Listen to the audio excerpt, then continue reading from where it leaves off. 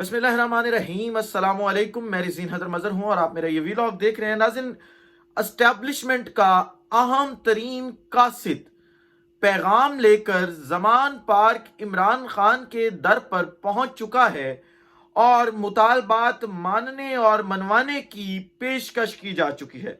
अब इसमें अहम सवाल ये है कि क्या इमरान खान ने वो मुतालबात तस्लीम कर लिए हैं या नहीं किए।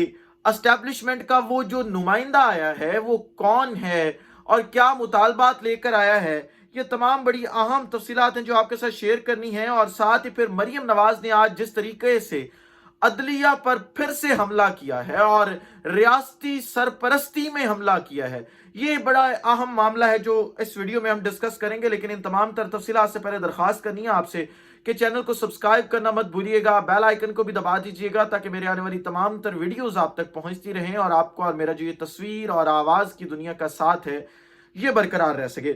नाज़रीन, अगर मरियम नवाज और नून लीग की बात की जाए तो ये इनकी तारीख है कि ये जब भी इक्तदार में आते हैं, ये इक्तदार से बाहर जाते हैं, या ये अदलिया से जंग शुरू कर देते हैं या एस्टैब्लिशमेंट से जंग शुरू कर देते हैं। आपने देखा कि जब ये इक्तदार से बाहर थे तो इन्होंने अदलिया के खिलाफ एक महाज खोला, साथ ही एस्टैब्लिशमेंट के खिलाफ महाज खोला, जिसमें जनरल बाजवा, जनरल फैज हमीद और ये तमाम लोग थे। गुजरांवाला जलसा आपको याद होगा किस तरीके से नवाज शरीफ ने बड़ी नाजेबा गुफ्तगू की थी, बड़ी नाजेबा जुबान इस्तेमाल की थी, और फिर मरियम नवाज का वो सारा बयानिया जो है वो आपके सामने है।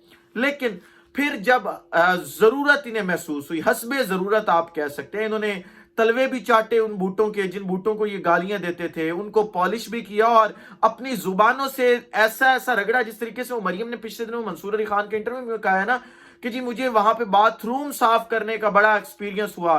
ओ भाई, मैं ये देखता हूं कि लोग जेलों में जाते हैं, किताबें पढ़ते हैं, किताबें लिखते हैं, वहां पे नॉलेज इकट्ठा करते हैं, और हमारी मैडम जो है वो वहां से क्या सीख के वॉशरूम साफ करना। असल में कैलिबर की बात होती है कि आप किस कैलिबर के हैं। तो वो बीबी जो है उन्होंने जिस तरीके से वॉशरूम साफ किए थे वैसे ही उन्होंने वो बूट भी साफ किए, जबान से चाटे लगा लगा कर साफ किए, और आप देख लें कि फिर कैसे जो है वो दोबारा ये इक्तदार में आए। अब इक्तदार में आने के बाद क्योंकि ये कहते हैं कि जी तराजू के पलड़े बराबर करें, भाई तराजू के पलड़े ही तो बराबर नहीं है। हम भी यही रोना रो रहे हैं कि तराजू के पलड़े बराबर नहीं है। आपको कोई ना कोई बचाने आ जाता है, मनी लॉन्ड्रिंग का केस हो, करप्शन का केस हो, मॉडल टाउन के अंदर लाशें गिराने का केस हो, कोई भी केस हो, आपको बचाने वाले पहुंच जाते हैं। यहाँ पे पलड़े बराबर नहीं है। हम भी पलड़े बराबर चाहते हैं, लेकिन जो पलड़े आप बराबर कहती हैं वो पलड़े बराबर हैं, लेकिन जो पलड़े हम बराबर चाहते हैं वो पलड़े बराबर नहीं, और जो ये 23 करोड़ आवाम चाहती है कि वो वाले पलड़े बराबर हों। लिहाजा जजिस को पलड़े वाकई ही बराबर करने चाहिए और अब ठीक ठिका के ठोक ठुका के पलड़े बराबर करने चाहिए। और आप जरा ये देखें कि आज 20 से 25 वुकला को सामने बिठा के उसे वुकला कन्वेंशन का नाम देना, मैं वो वुकला का फिंगर टिप्स पे आपको नाम गिनवा सकता हूँ जो वहां पे मौजूद थे।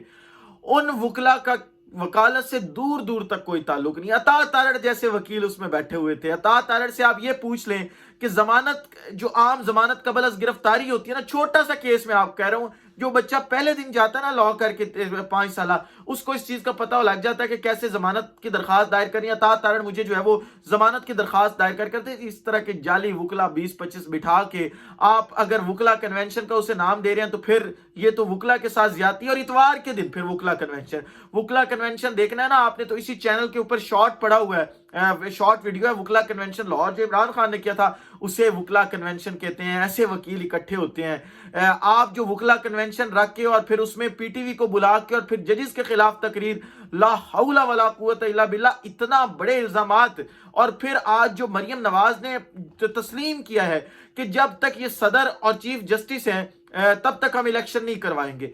मतलब ये हुआ कि आप ये बता रही हैं कि अगले आने वाले चीफ जस्टिस जो काजी फाइज ईसा होंगे गालबन, तो काजी फाइज ईसा को आप पहले ही पॉलिटिसाइज कर रही हैं। आप बता रही हैं कि वो आपकी जमात का हिस्सा है, लिहाजा आप उनके होते हुए इलेक्शन करवाना चाहते हैं। फिर तो दूसरी तरफ से शोर आएगा। लेकिन कुल, क्योंकि अगली खबर ज्यादा इंपॉर्टेंट है उसकी तरफ भी जाना, तो कुल मिलाकर जो बात है वो ये है कि मरियम नवाज ने दोबारा से अदलिया पर हमले शुरू कर दिए हैं। लेकिन अब इम्तिहान अदलिया का है कि क्या आया वो प्रेशर लेते हैं या वो प्रेशर से बाहर निकलकर बड़े स्ट्रोक खेलते हैं और मुल्क को इस सियासी बहरान से, इस मुआशी बहरान से और तमाम बहरानों से जो है वो बाहर निकालते हैं। दूसरी तरफ जो है वो, क्योंकि जनरल बाजवा का आपको पता है कि जनरल बाजवा ने रिजीम चेंज ऑपरेशन के बाद इमरान खान से मुलाकातें की, मामला तय करने की कोशिश की, लेकिन वो मामला तय ना हो सके।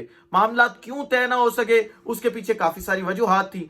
अब जब जनरल बाजवा गए और नए आर्मी चीफ आए हाफिज साहब, तो हाफिज साहब ने बिल्कुल राब्ते मुनक़ता कर दिए, राब्ता करने की कोशिश नहीं की। लेकिन वक्त गुजरने के साथ अंदाजा हुआ उन्हें, उनके नीचे वालों को अंदाजा हुआ कि नहीं, इमरान खान से राब्ते जरूरी हैं। इमरान खान इस मुल्क की हकीकत है और अगर उस हकीकत को हम झुठलाएंगे तो फिर ये काम खराब होगा, लिहाजा इमरान खान से जो है वो राब्ता होना चाहिए। तो कुछ मुतालबात ऐसे थे हाफिज आसिम मुनीर साहब के, जो लेकर एक शख्सियत इमरान खान के दर पे पहुंचे। ये खबर जिसने ब्रेक की है, ये खबर वो एक्सप्रेस के ऊपर जो है वो सहाफ़ी हैं और कामरान यूसुफ उनका नाम है, बड़े सोर्सेज वाले सहाफ़ी हैं।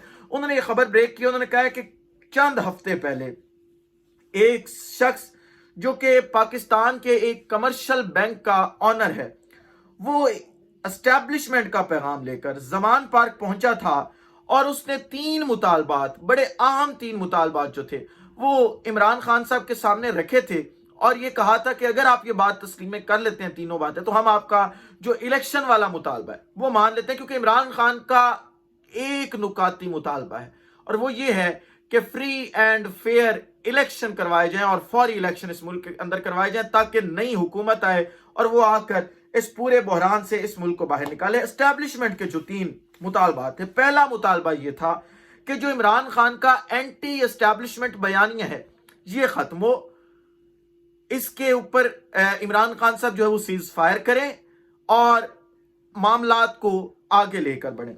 दूसरा मुतालबा ये था कि जो हुकूमत है और जो खास तौर पर वजीर आजम शहबाज शरीफ है, इसके साथ इमरान खान साहब बैठें, गुफ्तो शनीद करें और मामलात का हल निकालें। इमरान खान साहब ने कहा ठीक है। आपने देखा होगा कि पिछले चंद हफ्तों में तहरीक इंसाफ के लीडरशिप की तरफ से भी ये बयान आता है, इमरान खान की तरफ से भी बयान आता है कि हम बैठने को तैयार हैं, क्योंकि इमरान खान साहब मुल्क को वाकई आगे लेकर बढ़ना चाहते थे और मामलात को जो है वो सेटल डाउन करना चाहते थे।